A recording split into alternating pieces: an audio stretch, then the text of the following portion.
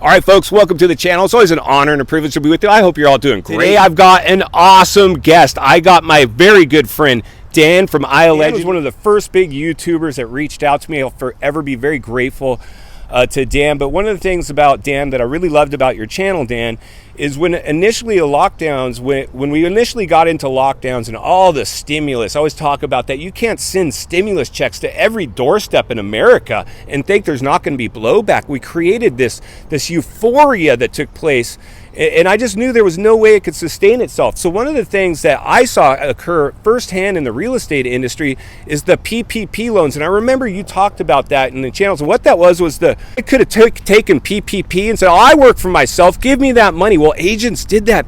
I know an agent here in this area took $100,000 in PPP money and then went on to sell $30 million in sales. Crazy, because the PPP loans were originally set up to, maintain employees, and the second round was set up so that individuals who were self-employed could take those loans. And you saw people that had no business getting these loans get these loans. And for example, a real estate agent that's making money, the idea was to keep him employed so he wasn't on the streets. And a lot of people got this money, billions of dollars got this money, billions of dollars was spent where these people never should have gotten the money. And a real estate agent like that is a perfect example. The problem with the PPP loans and EIDL loans is that there was rampant fraud. And you had a lot of people that had no business getting this money. And a lot of the problems that you're starting to see right now is that not only are these loans not being forgiven, where people have to pay them back, some of the loans are being called in 100%. I've had several people write me saying, hey, I have to give the money back and I've already spent the money. What do I do? And because they spent the money improperly and now it's being investigated 2 years later, there's a problem with these people right now. Hey everybody, Economic Ninja here. How you guys doing? Okay, today we're going to be talking about... Hey, whoa, dude, no way! Hey, do you guys... My light. You're in my light. Hi, the Economic Ninja. Can you believe this? A special appearance. Hey guys, how you doing?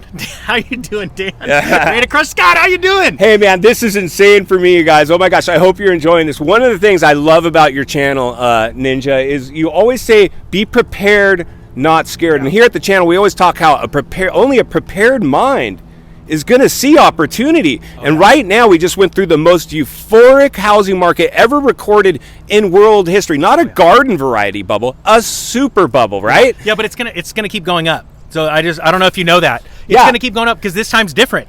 I get told that all the time because I'm a real estate agent, not a very good one. If you need a real estate agent, call Scott. Yeah, no. But no, this time is different because because it's different. And I go, well, why? Well, because it's different. But why?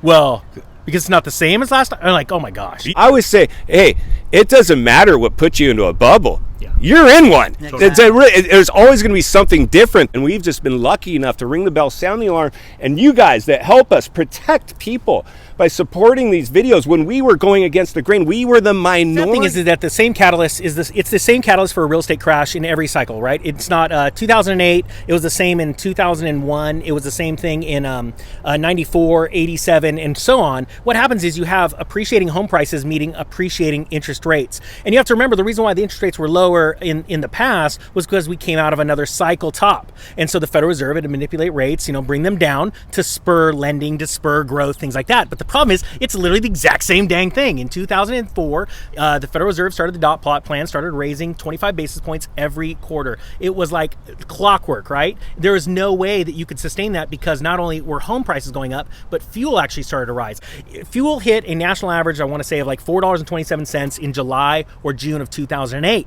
And then after that, it receded about 50% because a barrel of oil went from 137 down to 50. I was investing in oil wells back then. It's the same thing. There's nothing new under the sun. But like you said, this is the super bubble. This is like you took a bunch of Big League Chew, the bubble gum, and you chewed it up and you blew the biggest bubble ever. And this bubble is bigger than the last one. But hey, when it pops, it's just going to end up all over your face. Yeah. So do you want to take advantage of it?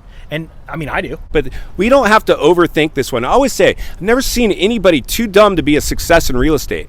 But I've seen some people that were too smart. They're geniuses. They know it all. This time will be different because of this website, algorithm, tea leaf chart, whatever. And that's why channels like yours and hopefully this one are geared to take you along for the ride and make sure you come out a winner in this one as well. Because the richest people in the world do not want a middle class. Why? Because the middle class has the vote. The middle class has a lot of power behind it because of the sheer amount of dollars in their bank accounts. So what we need to do, because there is a plan, and let's just take the middle class and let's bring them up to the rich. Let's take the poor people and bring them up to the middle class and say, hey, good news, we got rid of a class just like you wanted, but it was the poor. I want the poor gone. So and that's a mindset. You're either in the middle class for a reason, or you're wealthy for a reason, or you're poor for a reason. It's all about decision making. So let's get bad decision making out. And yes, we're not gonna be able to reach everybody, but if we can get rid of the poor class, and I'm not joking, it sounds like I'm a romantic, but I am. No. We could kill it, right, Dan? People can get out of this, absolutely. Yeah. And that's the mindset. And the one thing that I loved about your channel is that everything's positive. There's a message here that you guys need to learn and get yourself ready for, because through tough times a lot of money can be made, and you can really change your life, and you can get yourself in a completely different spot financially and a different mindset, and you just need to work on it right now.